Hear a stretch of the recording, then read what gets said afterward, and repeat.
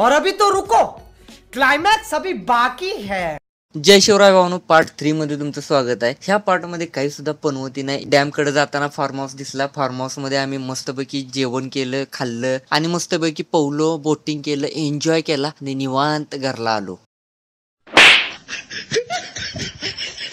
आता खरं तर रिअल पार्ट 3 मध्ये तुमचं स्वागत आहे। चावाल्याने जसं सांगितलं होतं तिकडं त्याच पद्धतीनं छोट्या डॅम कडे निघालतो। बात तो सही है। रस्त्यात एक माणूस म्हणला की त्याच्या अलीकडे फार्म हाऊस पण आहे, तिथं पण जावा, जेवण बिवण करून देतील का। तर एकच पातेलं होतं आमच्याकडे, त्यात काय होणार नाही जेवण। मग गेलो, फार्म हाऊस ओळखला, फार्म हाऊस मध्ये गेलो। तिथलं केअरटेकर म्हणलेत की इथं तसं काय आम्ही करून देत नाही, अबे साले तुम्हाला डॅम कडे जायला पाहिजे, वरच्या साईडला आहे शिव रस्ता, तिकडे जावा तुम्ही। ठीक है। एवढा दिवस बाद जायला लागलाय तरी ह्यांची चेष्टा काय संपत नाही। शिवने तिथं लगविलं उभारली, सगळी गाडीत बसली, त्याला सोडून पळवत आणल्या गाडी। डॅमच्या गेटवर गेलो, गेटवरला माणूस म्हटला इथं बिस्लरीची पाणी जरी प्यायला तरी तुम्हाला अटक करतील, जेवण लई लांबची गोष्ट आहे, 15 किलोमीटरच्या एरियात तसलं काही चालत नाही। मग म्हटलं कुठं जायचं, जेवण करायचं आहे आम्हाला। तर म्हटला हाय तसंच ज्या फार्म हाऊस मधनं आलता तिथनं आत जावा, नदी आहे त्याच्या नदीकडेला तुम्ही जेवण करू शकताय। आणि परत हाय तसं त्या फार्म हाऊस मध्ये घातले, त्याला 50 रुपये दिलं, तिथनं पुढं आलो आणि नदी बघाय केवढी मोठी आहे नदी। याच्याकडे काय जेवण करून एन्जॉय करणार आहे तुम्ही। आधीच सगळ्यांचं डोकं फिरलेलं, ते आता यशा लागल्या चेष्टा करायला। एकतर ह्याच्यामुळे सगळं वाटोळ लागले, धरून मारलाच याला लागल्या आयुष्य।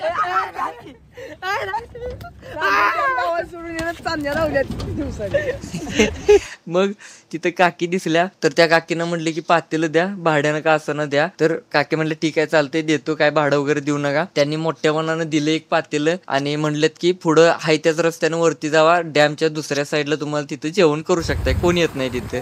गेलो गाडी घेऊन तिथं डॅम जवळ।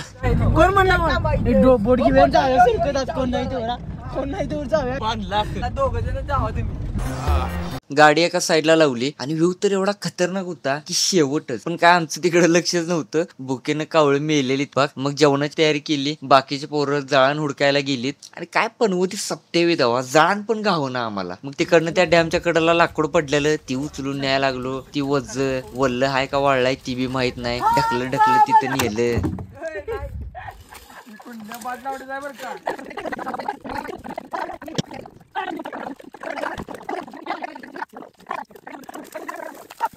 तिथनं ते लाकूड आणलं, ते काय फुटना, दगड मारले जे तुंडकं निघतात, त्याने चूल पेटवली आणि जेवणाला चालू केलं।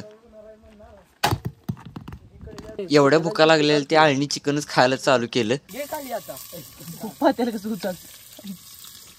जेवण तेन कसं केलं त्या चुलीव ते आमचं आम्हाला माहिती। जेवण तेन तयार झालं, जेवायला बसलो आणि चालू केलं। पण तिथं बसून जी जेवायला मज्जा आली, ती अख्खंड दिवसभराची पनवतीचा जो ताप झालता तो एका सेकंदात असा निघून गेला। मज्जा करत एन्जॉय करत जेवलो।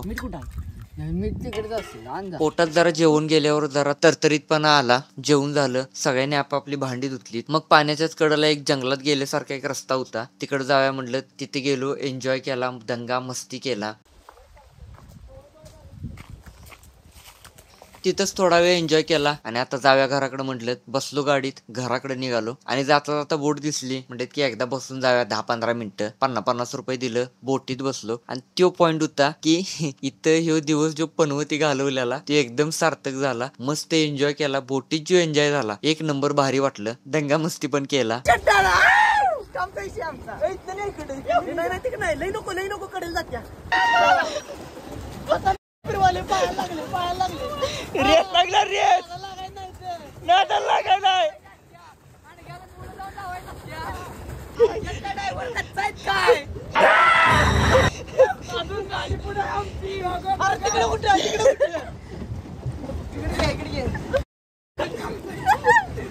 दंगा मस्ती चालूच होती, कुठं लात मार, कुठं काय कर। व्हिडिओ पण केल्यात सिनेमॅटिक टाईप।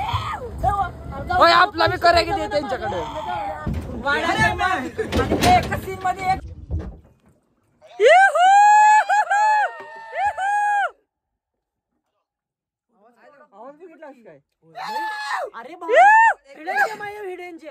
काय म्हटलं हिडन जेम आहे म्हटलं हिडन जेम.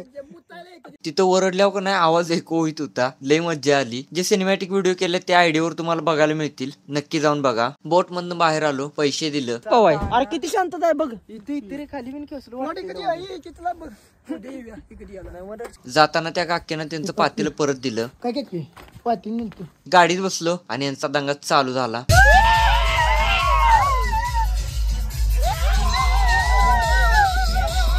तर हा व्लॉग इथं संपतोय. भेटू आपण पुढच्या व्लॉग मध्ये. लाईक आणि फॉलो करा.